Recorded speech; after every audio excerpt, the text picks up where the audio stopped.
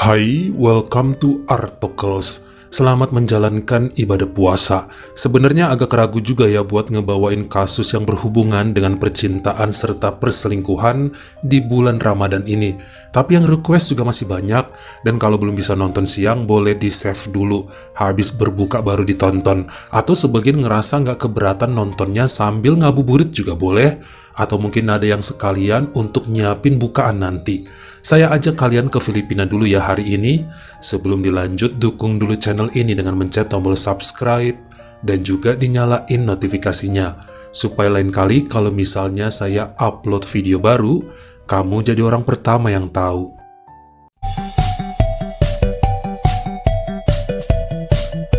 Saya perkenalkan dengan seorang wanita cantik asal kota Calamba, negara Filipina bernama Florence.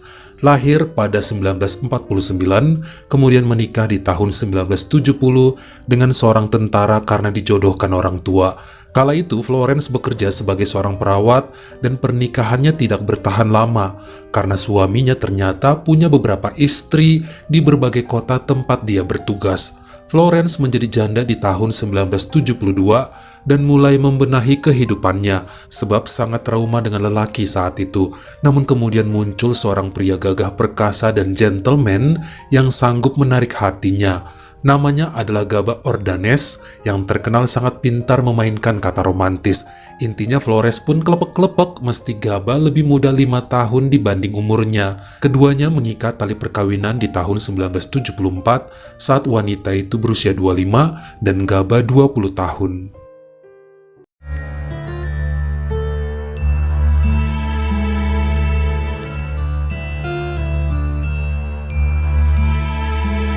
Pada tahun 1975, lahirlah anak pertama mereka disusul 3 tahun kemudian si anak bungsu. Bea, nama putri sulungnya, bisa dibilang sangat nakal dan susah diatur.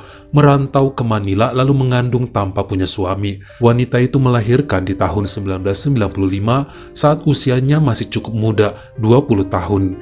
Inilah yang kemudian membuatnya pontang-panting sana-sini cari uang untuk menafkahi anaknya yang kemudian diberi nama Abigail Ordanes. Terpaksa pakai nama belakang ibunya juga karena kan nggak tahu siapa bapaknya. Nah, kehidupan masa remaja Abigail lumayan keras, nggak pernah akur sama ibunya dan suka berebutan duit. Di tahun 2012, Abigail mencoba mencari neneknya ke kota Calamba. Berhasil ketemu sama Florence dan Gaba, namun kemudian disusul oleh ibunya Bea yang nggak suka kalau putrinya menemui kakek neneknya. Sebab Bea dulu merasa telah dibuang orang tuanya, masih memusuhi mereka. Walaupun Florence dan Gaba udah berusaha ngajak baikan, namun dengan sombong Bea menolak dan ngebawa Abigail kembali ke Manila. Pada tahun 2015, sang ibu berhubungan dengan seorang pria dan mereka pun saling jatuh cinta. Niat menikah, namun cowoknya nggak suka dengan keberadaan Abigail. Intinya meski udah sama-sama berumur, tapi pacarnya ingin seperti pasangan muda yang belum punya anak. Nggak mau ada Abigail di rumah mereka kelak. Bea bingung mau pilih yang mana. Kemudian mengalah juga gadis itu supaya ibunya bisa nikah. Kan sejak dulu impian Bea adalah kawin secara sah dan punya rumah tangga utuh dengan kehadiran seorang pria. Ini yang membuat Abigail menjauh untuk kebahagiaan emaknya. Lalu dia kerja sebagai pelayan di salah satu klub malam kota Manila dan mulai menjalin kisah dengan seorang duda berusia 49 tahun bernama Palman Agodon. Lelaki ini pengusaha tisu dan berani keluarkan uang banyak untuk wanita yang dicintainya. Apalagi kalau si gadis itu sangat mulus seperti Abigail. Mereka pun menjalin kisah asmara selama berbulan-bulan. Dan biasanya ketemu ya di klub tempat gadis itu kerja. Palman kan biasa jadi tamu yang dilayani di sana. Pada tahun 2016 ternyata ketahuan bahwa atasan Abigail di klub bernama Melda Bongon tidur bersama Palman. Ini lumayan menyakitkan karena mengira bahwa hubungannya dengan pria itu sangat serius. Lawong udah ampe ngomongin pernikahan dan niat mau segera dipertemukan dengan orang tua lelaki itu di kota Malabon. Sekarang kenapa jadi begini? Malahan si Melda ya sama sekali nggak ada minta maaf atau omongan apapun. Gengsi kali ya karena dia kan lebih bos. Padahal tahu bahwa Palman adalah kekasih Abigail. Akhirnya pria itu yang kemudian mohon-mohon ampun dan janji akan memperbaiki segalanya. Gak mau sampai semua rencana mereka untuk membangun bahtera rumah tangga jadi batal. batal, masih dimaafkan oleh Abigail yang berpikir bisa rugi ya ngelepasin Palman. Meski usianya tua, tapi tampang dan bodinya masih kenceng. Uangnya juga banyak. Kalau udah kawin bisa jadi nyonya rumah tanpa capek-capek kerja, pikirnya. Makanya mereka baikan lagi dan gadis tersebut langsung dibeliin cincin pertunangan yang cukup mahal. Namun berselang 2 bulan setelahnya, cukup kaget juga ya Abigail saat seorang temannya ngasih tahu bahwa Palman ternyata masih berhubungan dengan Melda, atasan mereka. Diselidiki dan diikuti pada bulan November 2016 ke salah satu hotel melati di pinggiran kota Manila. Bener aja, Abigail memergoki tunangannya sedang bersama Melda. Bukannya takut ataupun panik, keduanya malah senyum dan nyuruh Abigail masuk ke dalam kamar. Kalau emang mau join silakan, bisa kok, karena kebetulan kala itu mereka sedang tanpa busana. Dia ngamuk, marah, dan sempat menampar wajah Melda. Tapi tetap aja keduanya cengengesan, seakan gak malu ketangkap basah dalam keadaan begitu. Sampai Abigail pun pulang sambil menangis. Tapi di rumah dia berharap banget cowoknya itu datang buat minta-minta maaf. Selain karena Abigail udah memberikan kesuciannya pada Palman, tetap uang adalah alasannya untuk bertahan. Soalnya lelaki ini kan ngaku punya banyak aset tanah, ruko, serta saham yang bikin gadis tersebut susah move on. Harus bisa jadi nyonya besar Agodon. Tapi sayang gak pernah juga pria itu muncul. Sampai akhirnya perempuan ini menghubungi Palman dan nanyain kejelasan hubungan mereka, mau dilanjut atau enggak, lebih milih Melda atau Abigail. Ternyata Palman telah mengambil keputusan bahwa lebih senang sama Melda sebab permainan ranjangnya lebih dahsyat. Abigail cuma menang putih aja, nggak ada gairahnya. Walaupun menangis, akhirnya perlahan dia berusaha untuk mengubur impiannya buat jadi istri Palman. Perlu berbulan-bulan ngiklasin keadaan dan juga menerima kenyataan bahwa dia gagal jadi nyonya kaya. Makanya kemudian kabur ke kota Kalamba untuk menemui nenek dan kakeknya pada bulan Juni 2017. Merasa Manila bukanlah tempat untuknya. Ibunya ngebuang dia, pacarnya juga mencampakkan. Untung nenek Florence dan kakek Gaba mau menerima meskipun harus hidup serba pas-pasan karena mereka ini kan dapat uang bulanan dari pensiun dan juga transferan anak bungsunya di Davao, pamannya Abigail yang bernama Franz Ordanes.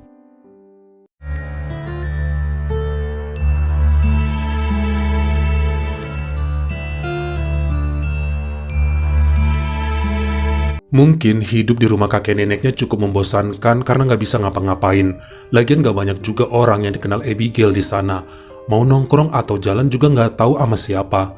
Florence dan Gaba juga pada cepet banget tidurnya. Jam 8 malam udah pada masuk kamar dan rumah jadi sunyi senyap. Tapi inilah yang memang harus dijalanin, hidup gratis, melarikan diri dari dunia yang sebelumnya seakan benci sama dia. Cocoklah jika harus menenangkan pikiran di sini. Toh cuma tempat itu satu-satunya yang bisa menerima apa adanya. Gak harus capek kerja tapi bisa makan. Neneknya juga sayang sama Abigail. Seringnya secara diam-diam ngasih uang, siapa tahu cucunya itu kepengen jajan atau beli baju.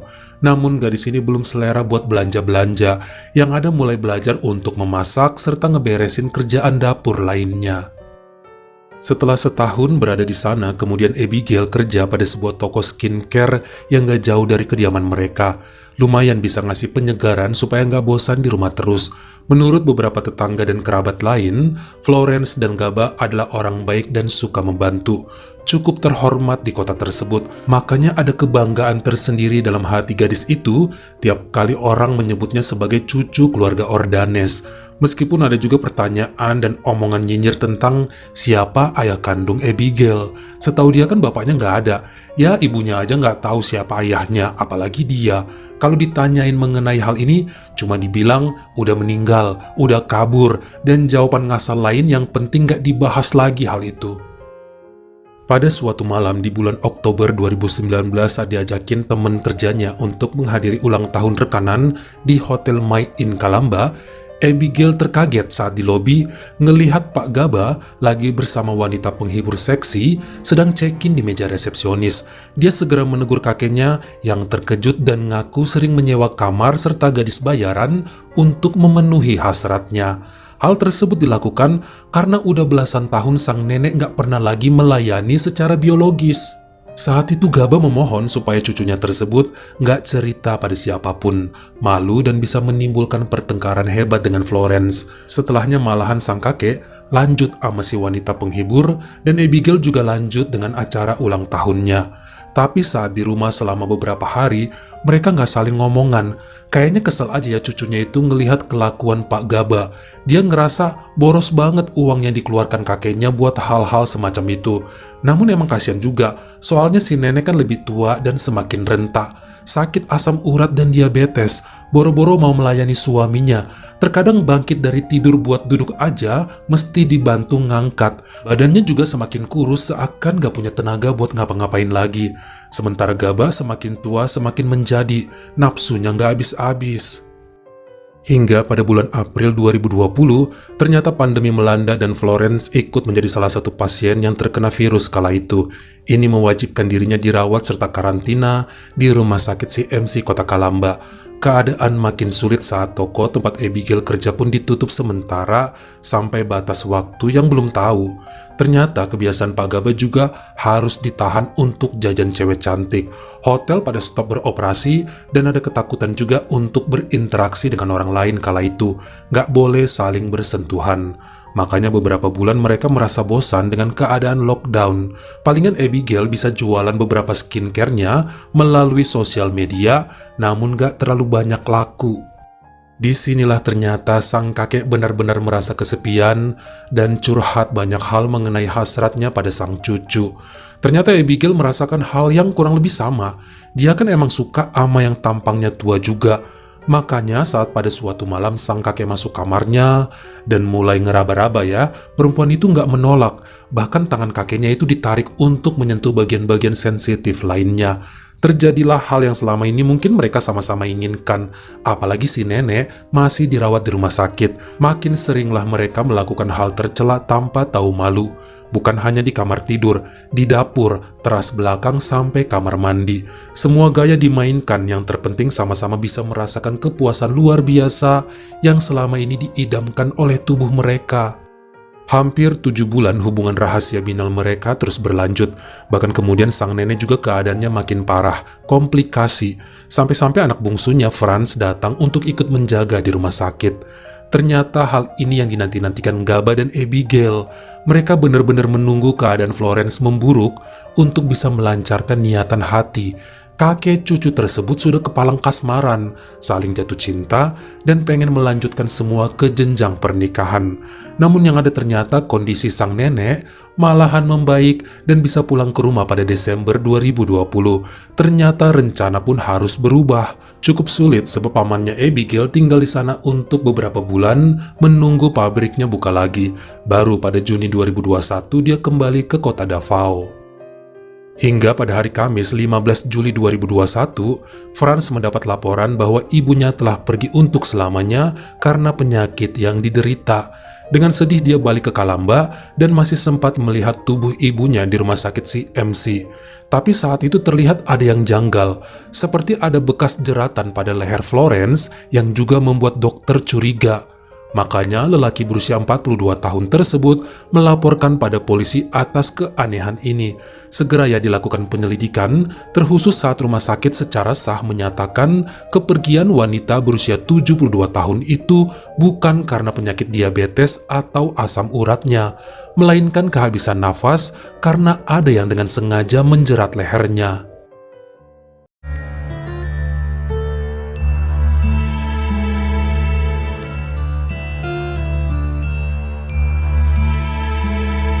Dalam beberapa hari setelahnya, petugas menahan Pak Gaba sebagai pihak yang dicurigai sengaja melakukan kejahatan pada istrinya.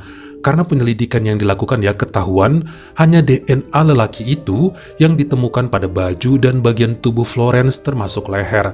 Sempat beliau menolak semua tuduhan dan bilang nggak ngerti apa yang terjadi.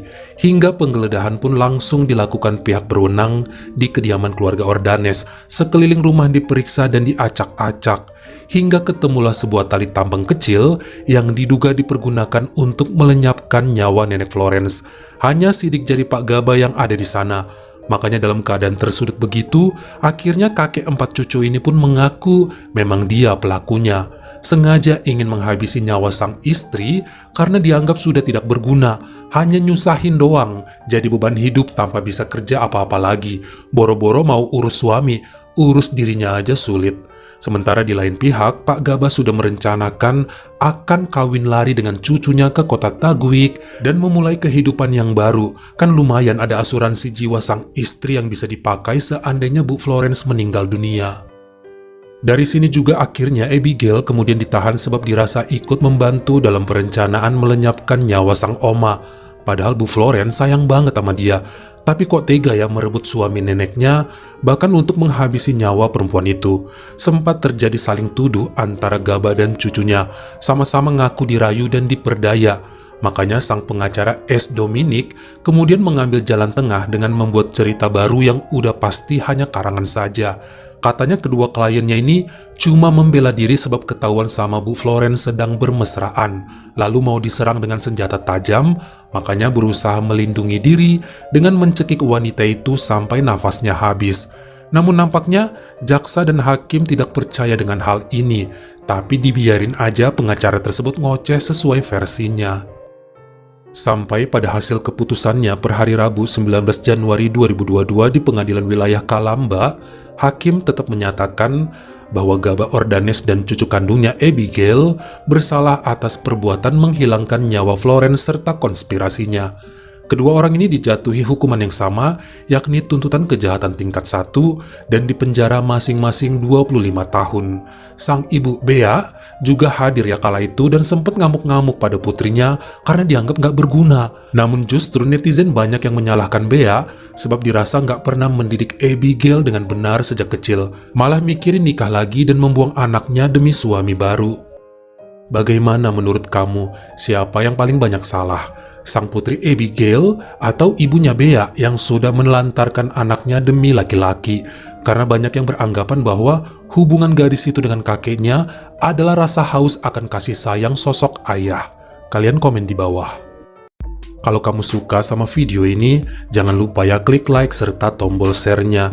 Buat yang baru pertama kali mampir, atau udah sering mampir tapi belum berlangganan, jangan lupa klik dulu tombol subscribe, dan juga dinyalain notifikasinya. Supaya lain kali kalau misalnya saya upload video baru, kamu jadi orang pertama yang tahu. Follow juga Instagram saya jika berkenan di Artokels, S-nya 2, dan jangan lupa untuk nontonin semua video saya yang lainnya. Ingat ya, tetap jaga jari dan juga lidah kita supaya nggak nyakitin hati orang lain. Selamat menjalankan ibadah puasa. Terima kasih.